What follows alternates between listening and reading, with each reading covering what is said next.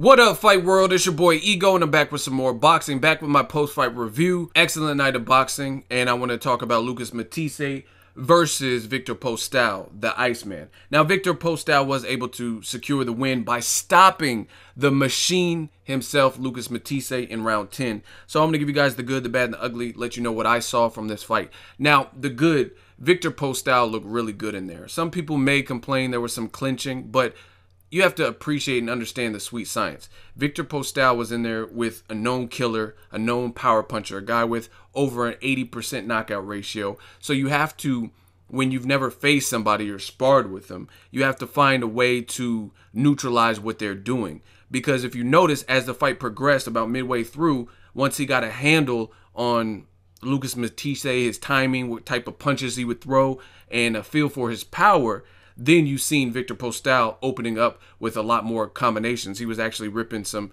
3- and 4-piece combinations, looking really good. So I really like what I've seen from Viktor Postol. Now, I did not make a fight prediction, but I talked to some of you guys on Instagram, and I told you this is not the dude to sleep on. He's like 4 inches taller than Lucas Matthysse, and I don't know what it is about boxing. Namely, a lot of the casual fans, they are so concerned with power. Power is great. It's a great thing to have in your arsenal, but it does not tell the whole tale in boxing. And a lot of you guys get power happy. You see a guy like, oh, he's knockout. Yes, that's entertaining. That's great. But that doesn't mean you're going to win based on power. I told people Viktor Postol, the 4-inch height advantage, you have to consider that. The background, amateur background, Freddie Roach in his corner. His reach is bigger than Lucas Matthysse. Things like that. So, man, I like what I've seen from Viktor Postol. I thought just good boxing ability. He exercised a continuous jab. And let's talk about the bad and the ugly. The bad and the ugly was mostly from Lucas Matthysse, in my opinion. And that's because I never considered Lucas Matthysse a brawler. He was a boxer puncher that had a crazy amount of power. That's how I've always looked at Lucas Matthysse. But in his career, as time has went on, I think he's become more reliant on his power.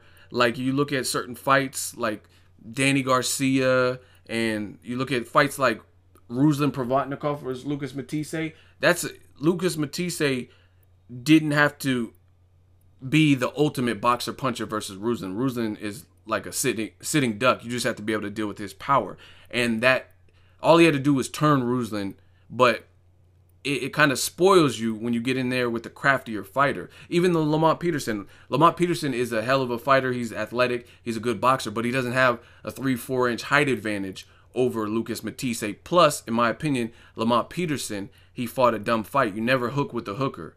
You know what I'm saying? And Lamont Peterson doesn't have the type of power at 140 like Lucas Matthysse, so he shouldn't have been that early in the fight trying to hook with a known hooker, a known devastating puncher. But Viktor Postol, he played it really smart, man. He used his height. He clinched when needed. And some people, like I said, they'll complain, oh, he clinched. But you get in there with a known puncher in your weight division and get knocked out because you're just trying to go for broke. And you have to let the fight unfold. As the fight unfolded, the action picked up. And I think Lucas Matthysse, his best rounds were like 6 in round 7. For some reason, Harold Lederman, I think, gave round 7 to Viktor Postol, but I didn't see that. I thought those were clear Lucas Matthysse rounds. And Lucas Matthysse, he got aggressive in those rounds, and it looked like it was good and it was bad. He was kind of wild, and he was missing some of his shots, but he also did some damage. He staggered Viktor Postol in a couple spots. He was landing some good hooks, but he also missed a lot. And the thing is, Viktor Postol was able to endure that, and Matthysse was more so looking for the one-shot kill. And after he weathered that storm, a couple rounds, like let's say round 8, you would have never even known that Viktor Postol was rocked because he got back to the basics, back to the game plan of outboxing Lucas Matthysse, and he was able to come up with the stoppage. So I was impressed. I was really impressed because Matthysse, I don't think he's ever been stopped in any of his losses. Some of his losses, Zab Judah and Devin Alexander, those are controversial. Danny Garcia, he had a mouse under his eye, but it was a close fight nonetheless. You know what I'm saying? None of Matthisse's losses, he hasn't been stopped that I remember. And Viktor Postol did it by systematically boxing. And again, some of you guys get power happy and you just look merely at somebody's KO percentage and exciting highlight reel knockouts. But Viktor Postol, he'll break you down. It's very similar to what he did to Selçuk Aydin. He just outboxed you. people have to understand this too. When you're missing shots, you burn energy.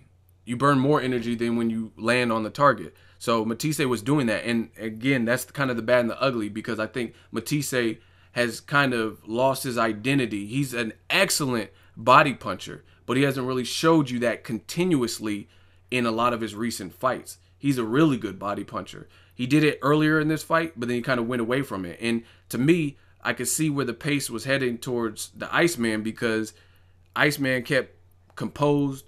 He kept, you know what I mean? It just looked like Matthysse was more frustrated in this bout than Viktor Postol was. And that's why Viktor Postol was able to stay undefeated and get the stoppage in the 10th. So hell of a job from Viktor Postol, Team Postol, Freddie Roach. They did a good job with him. And it was good to see that he had a beard at least to take the shots that Lucas Matthysse did land and not get too frazzled and worked up. To me, I seen Matthysse getting kind of worked up and frustrated.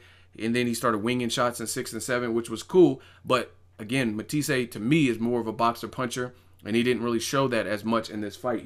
He looked more so like a brawler, like a Ruslan Provatnikov, a Brandon Rios, and he didn't show the technique, like a consistent body attack, a consistent jab, and that's why he got systematically broke down. And it was crazy because it looked like he might have been able to get up, but didn't want to get up. And it was at the very end of the round, and he just didn't get up. His nose was leaking, he was bleeding.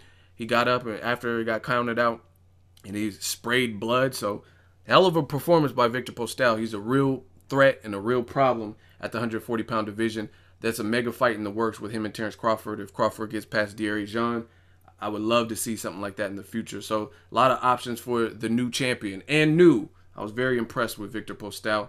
And let me know what you guys think is next for Lucas Matthysse. Drop that in the comment section. Make sure you like my video. As always, hate, comment, and subscribe. Till next video, it's Ego signing off.